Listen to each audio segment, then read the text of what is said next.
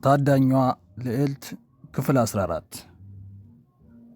ከጩኸት በኋላ መኝታ ቤት ውስጥ የገባውና ሙሉ ጥቁር ልብስ የለበሰው ሰው ፊቱ ላይ የሚገኘውን ማስክ አውልቆ ምን ሆንሽ የኔ መልአክ፣ ሌላ የምትጠብቂው ሰው ነበር እንዴ አላት።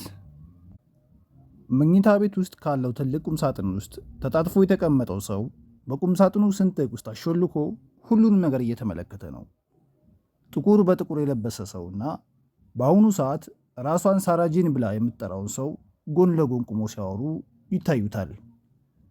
እሷ ራሷን ማን ብላ ብትጠራ ለሱ ደንታም አይሰጠውም። አሁንም ቢሆን እሷን ልክ እንደ በፊቱ በኃይል ልቡ እስኪጠፋ ድረስ እንደሚያፈቅራት ብቻ ነው የሚያውቀው። አሁን ትላንትም ዛሬም ሆነ ለወደፊቱም ቢሆን እሷ የሱ ብቻ ናት የምትሆነው። በእርግጥ ከተደበቀበት ቦታ ወጥቶ ተጠምጠምባት የሚለው ፍላጎት በውስጡ ቢያይልበትም የሚሆኑን ነገር ለማየትና ግድያቸውን እንዴት እንደሚፈጽሙት ለመመልከት ብሎ በጣም ብዙ ጊዜዎችንና ጉልበቱን ማውጣት ትዝ ስላለው ቀጥለው የሚያደርጉትን ነገር ለማየት ሲል ካለበት ቦታ አርፎ ቁጭ አለ። ጥቁር ልብስ የለበሰው ሰውም አልጋው ላይ የተጋደመውን ዴቪድ በእጁ እያመላከተ ሞቷል እንዴ ብሎ ሲጠይቃት ሳራጂን አልጋው ላይ የተኛውን ሰው ትንፋሽ ጎንበስ ብላ ካዳመጠች በኋላ አልሞተም፣ እየተነፈሰ ነው አለችው። መድኃኒቱ እንደዚህ በቶሎ ያዳክመዋል ብዬ አልገመትኩም። መድኃኒቱን በብዛት ምግቡ ውስጥ ሳትጨምሪበት አትቀሪም አላት። እሷም ለምንድን ነው የምትቆጣኝ ብላ በንዴት ድምፅ ከጮች በኋላ እኔ በደብዳቤ ላይ አድርግ ያልከኝን ነገሮች ሁሉ ነው ቅደም ተከተሉን ተከትዬ ያደረግኩት። እንዲያውም መድኃኒት እንዳትጠቀም ነግሬህ ነበር። እሺ እሱ የልብ ድካም ቢኖርበት እኮ ፖሊሶች በመድኃኒት በቅድሚያ እንደተገደለ ይደርሱበታል አለችው። ዝም በይ አንቺ ብሎ ሰውየው በኃይለኛ ድምፅ ተናገራትና በቦክስ ፊቷን መታው። ቁም ሳጥኑ ውስጥ የተደበቀው ሰውም የጉንጭ አጥንት መሰንጠቅ የመሰለ ድምፅ ሰማ እና ሳራ ወለሉ ላይ ስትዘረር ተመለከተ። ጥቁር ልብስ የለበሰው ሰውም ፀጉሯን ይዞ ጎትቶ አነሳትና አንቺ ማነሽና ነው መደረግ ያለበትንና የሌለበትን ነገር የምትነግሪኝ? አንቺ እኮ ምንም ነሽ። አሁን አንቺ ምንም ነሽ፣ እንዲያውም እኔ ምንም ነኝ በይ ብሎ በጮት ድምፅ አዘዛት። አንቺ ህይወት የለሽም። ሰውየው በድጋሚ ጮኸ። ሳራም ከሹክሹክታ በማይተናነስ ድምፅ እኔ ህይወት የለኝም አለች። ይህንን ከሰማ በኋላም ሰውየው ፀጉሯን ለቀቀና ተረጋጋ። በመቀጠልም እኔ ሰውየውን በመድኃኒት አድክሚ ያልኩሽ እኮ እሱ ከዚህ በፊት ከገደልናቸው ሰዎች የተለየና ወጣት በመሆኑ ነው። ስለዚህም ትግል እንዳይገጥመን ብዬ ነው። አንቺ ደደብ አላትና የያዘውን ጩቤ እያብለጨለጨ ወደ ዴቪድ አቅጣጫ አንገቱን መልሶ ራሱን ከፍና ዝቅ እያደረገ በይ አሁን የአንቺ ተራ ነው፣ ከዚያ በኋላ ደግሞ እሱን እንገለዋለን አላት። ሳራ ጄንም ወደኋላ እየሸሸችና በአልጋው ዙሪያ በንብርክኳ እያንቧቸረች እባክህን ይህን ነገር ደግማ አትፈጽምብኝ አለችው። ይህም አይሆንም፣ የግድ መፈጸም አለበት። ምክንያቱም ሌሎች ሴቶች ቅጣት ደርሶባቸው አይደል እንዴ? አንጀላ ትሬሺ፣ ኢርና፣ ሊዛ ተከተዋል እኮ። ስለዚህ አሁን በምን የተነሳ ነው ሳራጅን ከቅጣቱ የምታመልጠው ብሎች ጠይቃት። ሳራ ፊቷ ላይ ሽብርና ፍርሃት እየታየ እና እየተርበደበደች እባክህን እኔ እኮ ይሄው አድርጌ ያልከኝን ነገሮች በሙሉ አድርጌ አይደል እንዴ?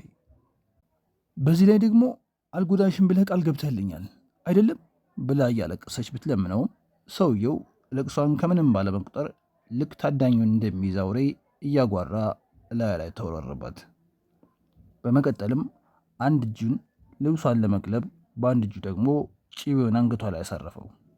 ከዚያም ጭኖቿ በጉልበቱ ፈልቅቆ በኃይል ሊገናኛ ሲታገል ቁም ሳጥኑ ውስጥ ሆኖ ድርጊቱን ሲከታተል የነበረው ሰው ከዚህ በላይ መታገስ ስላቃተው ዘሎ ከቁም ሳጥኑ ወጣና በያዘው ሽጉጥ ሰደፍ ሳራጄን ላይ የወደቀውን ሰው ደጋግሞ ስለመታው የሰውየው ጭንቅላት ደማ እና ራሱን ስቶ ከመሬት ላይ ተፈነገለ።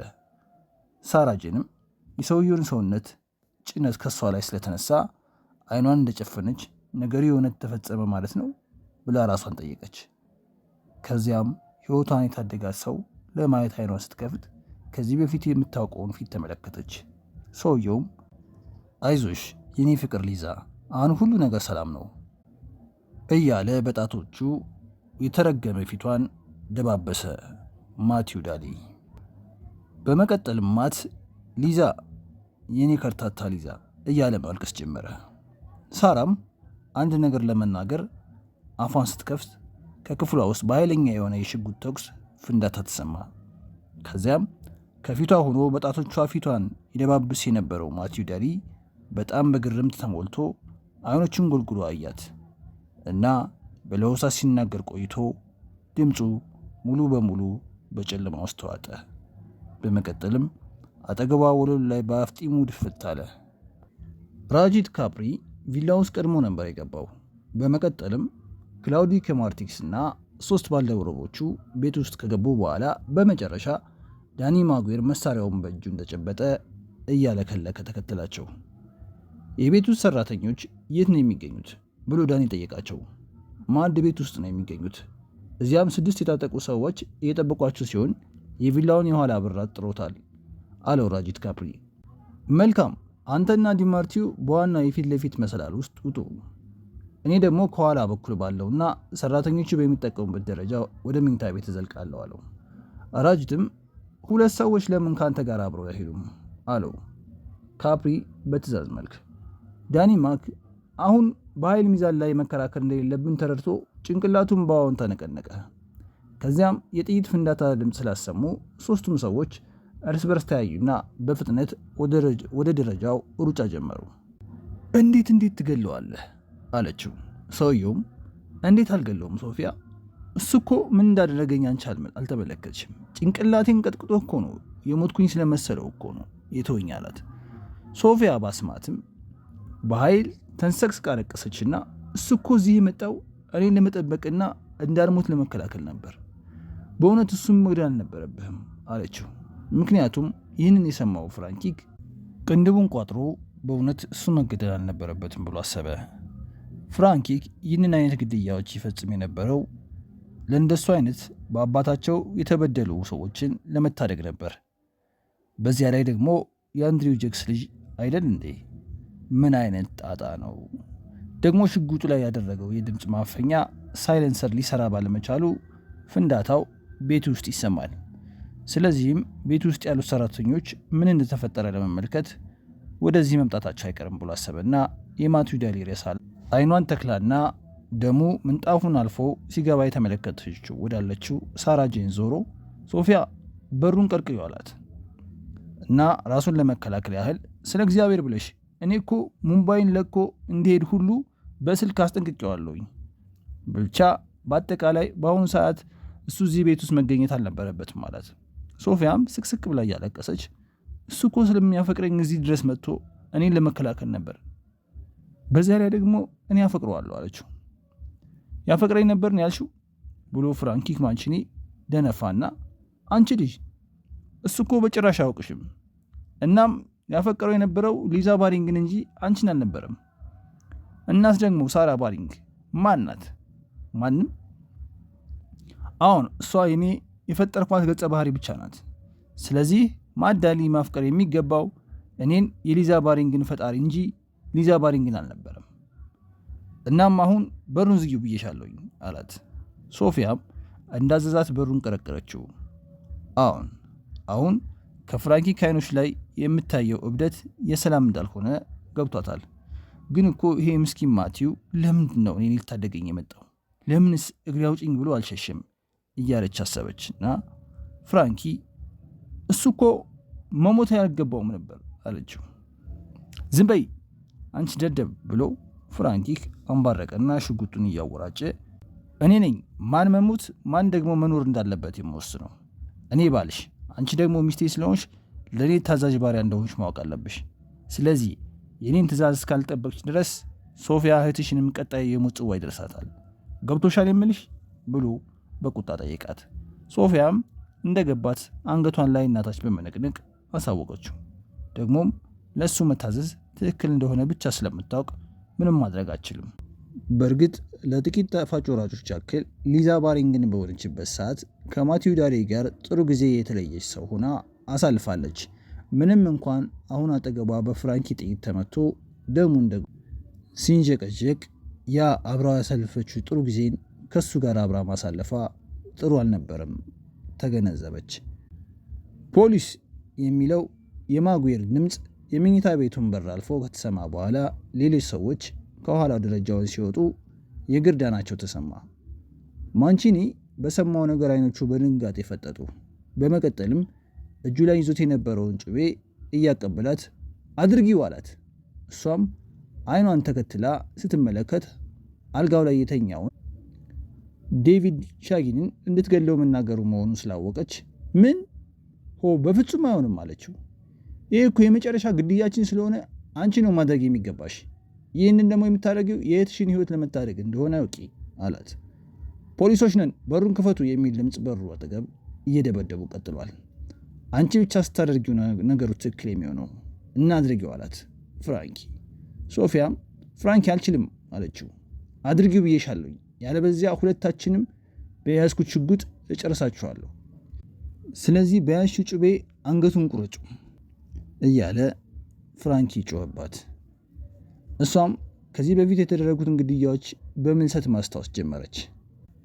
ያኔ ጓላማታው ውስጥ እያለች ከፍራንኪ ጋር መጽሐፉን እያነበቡ ሳሉ ፍራንኪ ምን ያህል ቆንጆና ጨዋ እንደነበር አንቺ እኮ ልዕልት ነች ሶፊያ፣ ለዚህም ነው በዙሪያሽ የሚገኙ ሰዎች የሚቀኑብሽ ይላት ነበር። የመጀመሪያው ግድያቸው አንድሪው ጄክስን ሲገሉት ከአንገቱ ውስጥ እንደ ፏፏቴ ውሃ የሚወረወረው ደም፣ ፒርስ ሄንክሊን ደግሞ ጭንቅላቱን በጥይት ሲመቱት ያ ድንቅ የሆነው አንጎሉ ከደም ጋር ተፈናጥሮ ግድግዳውን እንዳለበሰው፣ ዲዲየር አንጁስን በተደጋጋሚ ጭቤውን እየተነቀለ ከሰውነቱ ላይ ሲሰካበት ሕይወቱን ለማትረፍ ያደረገው መፍጨርጨር፣ ማይልስ ባሪንግ ጭቤው የደረቱ ላይ ሲሰካበት ወዲያውን ሕይወቱ እንዳለፈ፣ ከነዚህ ሁሉ በላይ ደግሞ ማዴሊ የዋህና አፍቃሪ ማዴሊ፣ ሁልጊዜ ተስፋን መግባት የነበረው ማዴሊ አሁን ሰውነቱ ቀዝቅዞ እግሯ ስር እንደተደፋ ወደ ሞት የሚያደርገው ጉዞ ሁሉ ትዝ ሲላት ጊዜ ምን ያህል ለእህቷ ሕይወት ስትል እንደታገለችና ሁሉ ነገር በምልሰቱ አስታወሰች። ዴቪድ ሻግ አልጋው ላይ እንዳለ ሲያጉረመርም ራሱን ከመሳቱ እንደተመለሰ ፍራንኪ በመረዳቱ አሁኑኑ ጉሮሮውን ሸክርችለት አላት። ፍራንኪ ድምፅ ውስጥ ደስታ እየታየበት በሩን ክፈቱ፣ ፖሊሶች ነን የሚለው ድምፅ ከበሩ ጀርባ ተሰማና በሩን በእርግጫ ሲመቱት የበሩ አካል ተሰነጠቀ። አልችልም፣ በፍጹም አልችልም ብላ ሶፊያ ተናገረችና የያዘችውን ጩቤ መሬቱ ላይ ጣለችው። በመቀጠልም ልትገድለኝ ትችላለህ ፍራንኪ፣ ግን ከዚህ በኋላ አንድም ግድያ አልፈጽምም አለችው። ልክ በዚህ ሰዓትም ከውጭ በሩን ሲደበድቡ የነበሩ ፖሊሶች በሩን ገንጥለው ክፍል ውስጥ ገቡና እጅ ወደ ላይ የሚል ትዕዛዝን ለፍራንኪ ሰጡ። በዚህ ሰዓትም ዴቪድ ሂሻግ ከተኛበት አልጋ ላይ እንዳለ አይኑን ከፍቶ ዳኒ ማጉዌር ሽጉጡን ይዞ ስለተመለከተ በእውነት በትክክለኛው ሰዓት ነው የመጣው አለው በቀስታ ድምፅ። በመቀጠልም ከፖሊሶች አንድ ጊዜ ጥይቱን ፍራንኪ ላይ ተኮሰበትና ሁሉም ነገር አበቃ። ከአንድ ዓመት በኋላ የሎስ አንጀለስ ከተማ ከፍተኛ ፍርድ ቤት ዳኛ ምንጊዜም ቢሆን ከግድያ ጋር በተያያዙ ወንጀሎች ላይ በሚደረጉ ክሶች ዳኛ ሆነው በፍርድ ቤት ቁጥር 306 ውስጥ የፍርድ ሂደትን እንደሚያስኬዱ በጋዜጣዎች በተለይም ደግሞ ወንጀል ነክ ነገሮችን በሚዘግቡ ጋዜጦች ላይ የመጀመሪያ ገጽ ላይ የሚወጣ ሰው ነው። ፌዴሪኮ ሙኔዝ ከ2 ዓመት በፊት በዚህ አሁን የእስራኤልን ግድያዎች የፍርድ ሂደት በሚታይበት ክፍል 306 አንዲት በህዝብ ዘንድ ተወዳጅ የሆነችውን የፊልም አክተር ባሏን መግደሏ ስለተረጋገጠ የሞት ፍርድን ሰጥተው ነበር። በዚህም የተነሳ ግድያዎችና የፊልም አክተሯ አድናቂዎች የዳኛውን ውሳኔ ትክክለኛ እንዳልሆነ ተቃውሟቸው አሰምተው ነበር። ይህንን የፍርድ ቤት ውሳኔ ከወሰኑ ከጥቂት ቀናት በኋላም የግድያ ዛቻ ተሰነዘረባቸው። ይሄ ዛቻ ግን ዳኛውን ከማስፈራራት ይልቅ ደስታን ነበር የሰጠው። ምክንያቱም እሱ ዝና የሚወድ ሰው በመሆኑ ወደ ስራ ሲመጣም ሆነ ሲሄድ መሳሪያ በታጠቁ ሰዎች መታጀቡ የበለጠ ተፈላጊ የሆነ አይነት ሰው ስሜት እንዲሰማው አድርጓል። በሎስ አንጀለስም ታዋቂ ሰው ለመሆን በቅቷል። ይኸው አሁን ደግሞ የእስራኤልን ግድያ በተባለ ፋይል የተከፈተው ክስ የእሱን ዝና በዓለም ላይ ዝነኛ እንዲሆን አድርጎታል። ለ2 ሳምንት ሲታይ በነበረው የፍርድ ሂደትም የተራራ ክምር የሚያያሉ ፋይሎች የቀረቡለት በመሆኑ ደግሞ የፍርድ ሂደቱን የሚያጓጓ አድርጎታል። 4 በጣም ሀብታም የሚሆኑ ሰዎች በእነዚህ በ40ዎቹ አጋማሽ ላይ የሚገኙ ባልና ሚስቶች ካደረጉት ግድያ ጋር የሚመጣጠን አቋም የላቸውም። እንዲያውም ሁለቱም የፊልም አክተሮች ነው የሚመስሉት። እነዚህ ሰዎች 5ኛውን ግድያ ሊፈጽሙ ሲሉ ነው እጅ ከፍንጅ ተይዘው ለፍርድ የቀረቡት። 4ቱ ግድያዎች ከመፈጸማቸው በፊት ሚዲያዎች መልአከ ሞት እያሉ የሚጠሯቸው ሶፊያ አባስና 4ቱንም ሰዎች እያማለለች ካገባቻቸው በኋላ ግድያዎቹን በሚፈጽሙበት ወቅት በፈቃደኝነት አሰቃቂ የሆነ የወሲብ ጥቃት እንደሚፈጸምባት ነው ከክሱ ፋይል ላይ የተነበበው። በፍርድ ሂደት ላይ ሁለቱም ተከሳሾች ወንጀሉን ያልካዱ በመሆናቸው በላይ ሁለቱም ወንጀሉን የፈጸሙበት በሌላኛው ሰው ተገደው እንደሆነም ከመናገራቸውም ሌላ ከሟቾቹ ያገኙትን ሀብት ሁሉ ለህፃናት መርጃ የሚሰበስቡ በጎ አድራጎት ድርጅቶች ሊሰጧቸው ችለዋል። ሴቷ ተከሳሽ በየጊዜው የፕላስቲክ ቀዶ ጥገናዎችን እያደረገች ፊቷን እየለዋወጠች 4ቱንም ሟች ባሎችን ያገባች ሴት ናት። አሁንም ቢሆን ከፍርድ ቤቱ ተከሳሽ ሳጥን ውስጥ ቁጭ ብላ ስትታይ ምንም አይነት የስሜት ለውጥ የማታሳይ ሴት ስትሆን ፊቷ ላይ የሚታየው እርጋታ የሚረበሸውም በፍርድ ቤቱ ውስጥ የፈጸመቻቸው ወንጀሎች በፎቶ ሲታዩ ብቻ ነው። ከዚያ በተረፈ ግን ፊቷ እንደ ሕፃን የዋህ እንደ መልአክ ደግሞ የሚያበራ ነው። ስለዚህ የሚዲያ ባለሙያዎች እሷን በተደጋጋሚ ፎቶ ከማንሳት ወደ ኋላ ያሉበት ጊዜ የለም። በሌላኛው ጎን የሚገኘው ፍራንኪ ማንቺኒ የተባለው ተከሳሽ ደግሞ እንደ ሶፊያ የጽድቅ ፊት ባይኖረውም ቆንጆ ነው። ከዓመት በፊት በዴቪድ ሂሻግ ቤት ውስጥ እያለ በቀላሉ እጁን ስላልሰጠ የተተኮሰበት ጥይት እግሩን መቶት ስለነበረም ሲራመድ ያስቸግረዋል። ሁለቱም ተከሳሾች ፍርዳቸው በእንግሊዝ ደግሞ በፈረንሳይ ውስጥ ቢታይላቸው እነዚህ ሀገሮች ውስጥ የሞት ፍርድ ስለሌለ ቢያንስ የመትረፍ ዕድል ይኖራቸዋል። ነገር ግን የፍርድ ሂደቱ አሜሪካ ውስጥ መካሄዱን ባለመቃወማቸው ይሄው ቀልድ በማያውቀውና ጥብቅ ፍርድ በሚሰጠው ፍሬድሪክ ሙኒዝ ክሳቸው እየታየ ይገኛል። የፍርድ ሂደቱም ሌላኛዋ ተዋናይ አቃቢ ሕጉ ዊሊያም ቦይስ ሲሆን ይህ ሰው ግራጫማ ፀጉር አለው። ከዚህም በተጨማሪ ብዙውን ጊዜ ርካሽ ጥቁር ሙሉ ልብስ መልበስን የሚያዘወትር ሰው ነው። ይህንን የተበላ ዕቁብ የመሰለ ክስን ሕጉን በመወከል እንዲከራከር የተደረገውም ሰውየው ምንም አይነት እውቅና የሌለውና በቀላሉ የሚረታ ሰው በመሆኑ ሲሆን ይህ ክስ ግን አቅሙን የሚመጥን ነው። ባይስ ከዚህ በፊት ባቀረባት የመጀመሪያ ተገዳጅ አንድሪው ጃክሰን የቤቱ ሰራተኛ ምስክርነት ጋዜጦች የሚያመኳሹት ሲሆን የእንግሊዝ የፈረንሳይና የሆንግ ኮንግ ቻይና የወንጀል መርማሪዎች በአንድነት በመሆን ስለ ወንጀሉ ካሊፎርኒያ ውስጥ የሰጡትን ምስክርነትም የመራው እሱ በመሆኑ በመጠኑ ዝነኛ አድርጎታል። ዛሬ የተከሳሽ ጠበቆች የሚያደርጉትን የመከላከያ ክርክርና ምስክሮች የሚታዩበትን ቀን በመሆኑ ፍርድ ክፍል 306 ውስጥ የሚገኙ ወንበሮች ሁሉ በታዳሚዎች ተሞልተዋል። ሁለቱም ተከሳሾች እርስ በርስ የተካሰሱ በመሆናቸውም ሁለቱ የተከሳሽ ጠበቃዎች ክርክራቸውን በተናጠል ለማድረግ ተገደዋል።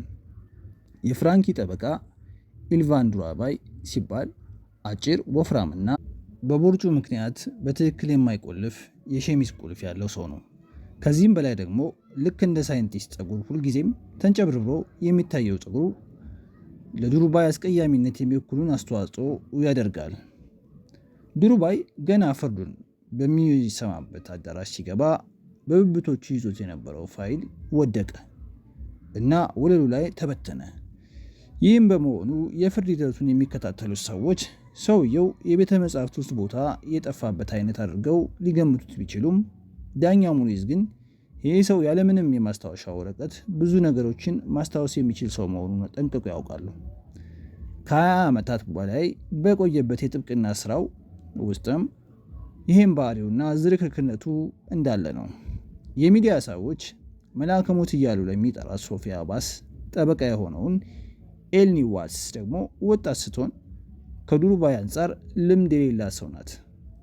ይሄ ክርክሯም ከግድያ ወንጀል ጋር በተያያዘ ሁለተኛው ጥብቅና የቆመችለት ጉዳይ ነው።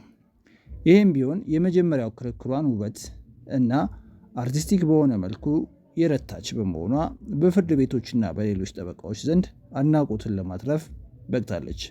ምንም እንኳን ቢጫው ሉጫ ፀጉሯና ምርጥ የእንስት ቅርጿ ቆንጆ የሆነች ቢያስመስላትም የምትከራከርበት ሶፊያ ባስካ ስትነጻጸር ውበቷ እንደ ጤዛ በኖ ይጠፋል።